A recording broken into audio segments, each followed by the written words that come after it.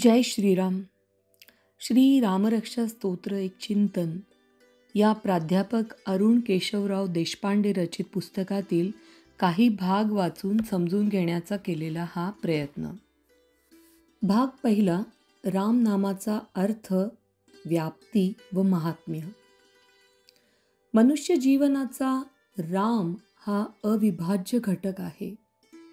पहाटेच्या मंगल समयाला आपण रामप्रहर असे म्हणतो. रामप्रहरी राम गावा हे आपल्या मनात अगदी बिंबलेले असते. दोन व्यक्ती समोरासमोर आल्या म्हणजे रामराम म्हणून मनातील भाव प्रगट करतात. ज्या गोष्टीत राम नाही ती गोष्ट आपण त्याज्य समजतो. एकूण काय तर राम आपल्या जीवनात असावा अशी आपली धारणा असते. तुकाराम महाराज असेही म्हणतात की राम म्हणता वाट चाली, यज्ञ पाऊला पाऊली, धन्य धन्य ते शरीर, तीर्थव्रतांचे माहेर. राम म्हणता करती धंदा, सुख समाधी त्या सदा, राम म्हणे ग्रासोग्रासी, तोची जेवला उपवासी. राम म्हणे भोगी त्यागी, कर्म न लिंपे त्या अंगी, ऐसा राम जपे नित्य, तुका म्हणे जीवनमुक्त. म्हणजे सर्व प्रकारची कर्म करीत असताना हे नाम घेतले जाते किंवा हे घ्यावे असा आग्रह असतो. मृत्यूलाही आपण राम असेच म्हणतो आणि मृत्यू होताना राम नाम घेत मृत्यू व्हावा असा आपला आग्रह असतो. तर मृत्यू झाल्यानंतरही शवाला विधीसाठी नेताना आपण रामनामाचा उच्चार करतो. अशा त्या रामाचा विसर पडू नये म्हणून समर्थ म्हणतात की प्रभाते मनी राम चिंतित जावा. इथे प्रभात या शब्दाचा अर्थ दिवसाची सुरुवात असा म्हणून केला जातो. पण कुठल्याही कामाची सुरुवात किंवा अगदी आयुष्याची सुरुवात म्हणजेच लहानपणापासून रामनाम हे आपल्या ओठी असावे असा समर्थांचा आग्रह होता. रम या धातूपासून हा राम शब्द तयार झालाय. रमचा अर्थ रमणे किंवा गुंतणे असा होतो. योगी, मुनी, भक्त ज्या चैतन्यमय सनातन आनंद स्वरूप ब्रह्मात रममाण होतात तो हा राम. दशरथाच्या ज्येष्ठ पुत्राचे नाव वशिष्ठ मुनींनी याच कारणाने राम असे ठेवले. यस्मिन् रमन्ते मुनयो विद्यया ज्ञान विप्लवे, तम गुरु प्राहरामेती रमणात राम इत्यपि. म्हणजे आत्मज्ञानाने अज्ञान दूर झाल्यावर मुनी ज्या ठिकाणी रममाण होतात त्याचे नाव राम असे गुरु वशिष्ठांनी ठेवले. रघुवंशातही त्यांनी या शब्दाचा अर्थ अगदी असाच केलाय. राम इत्याभिरामेण वपुषा तस्य चोदितः, नामधेयं गुरुश्चक्रे जगत प्रथम मंगलम. त्या रामाचे अत्यंत रमणीय सुंदर शरीर पाहून प्रभावित झालेल्या गुरु वशिष्ठांनी जगातील आद्य व मंगलमय म्हणून त्याचे नाव राम असे ठेवले. ब्रह्मवैवर्त पुराणामध्येही राम नामाची व्यापकता सांगितली आहे. रा शब्दो विश्ववचनो मश्चापीश्वर वाचकः, विश्वानामीश्वरो यो हि तेन राम प्रकीर्तिः.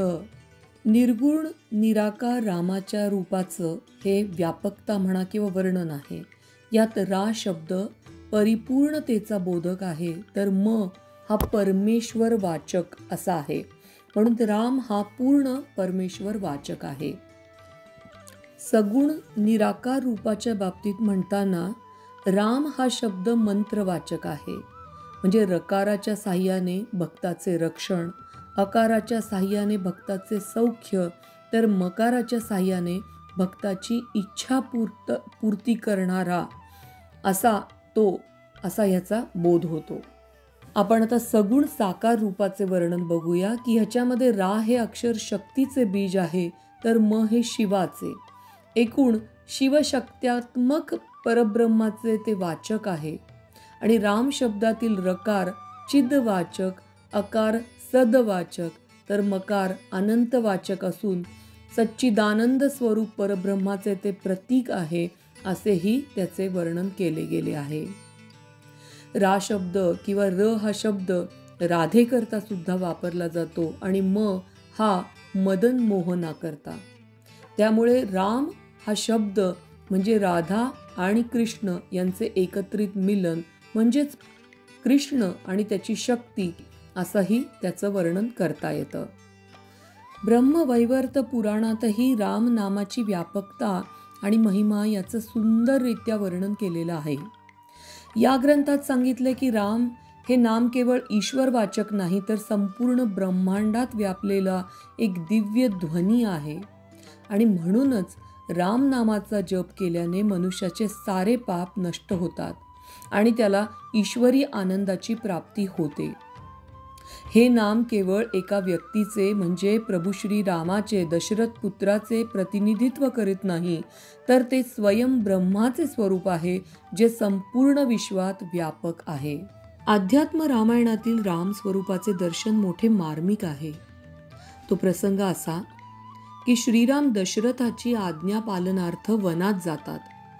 दंडकारण्यात आल्यावरती वाल्मिकी आश्रमात जेव्हा ते येतात तेव्हा नम्रपणे वाल्मिकींना सर्व वृत्तांत कथन करून सीतेसह राहण्यास योग्य स्थान सांगा अशी विनंती करतात.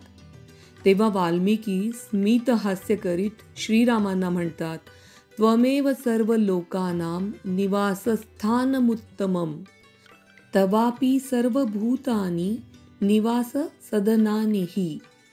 म्हणजे अर्थ असा की हे रामा, सर्व जीवांना आपण उत्तम निवासस्थान असून सर्व जीवांच्या अंतरात्म्यात आपणच निवास करतात.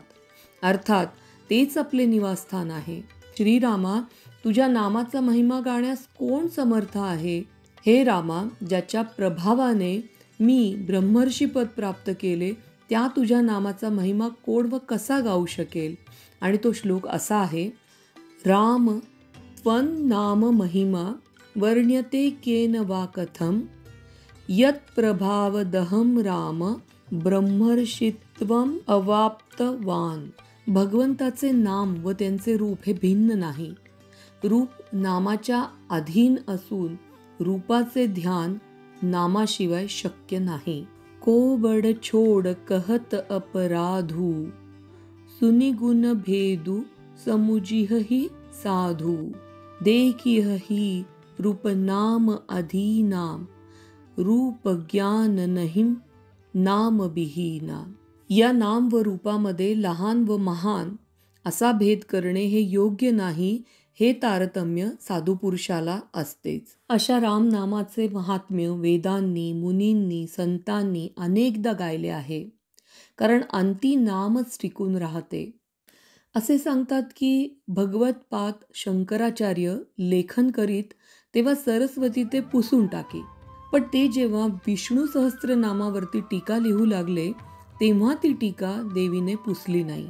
एकूण परमेश्वर ज्याचे वर्णन आपल्याला शब्दात करता येणार नाही असा असला तरीही शब्दांनी भगवंताच्या यथार्थ स्वरूपाचे दर्शन घडविता येते. विष्णू सहस्त्रनामातही अशाच अर्थाने भगवंताची नामं दिलेली आहे आणि त्याचे वर्णन करताना ज्ञानेश्वर महाराज म्हणतात, नाम जप यज्ञ तो परम बाधून शके स्नानादि कर्म नामे पावन धर्मा धर्म नाम परब्रह्म वेदार्थे. श्रीरामाच्या रूपाचे, गुणाचे, पराक्रमाचे व नाम सामर्थ्याचे वर्णन ज्या स्तोत्रात केले गेले आहे व जे स्तोत्र पठण करणाऱ्याचे रक्षण करते ते स्तोत्र म्हणजे श्री रामरक्षा स्तोत्र होय.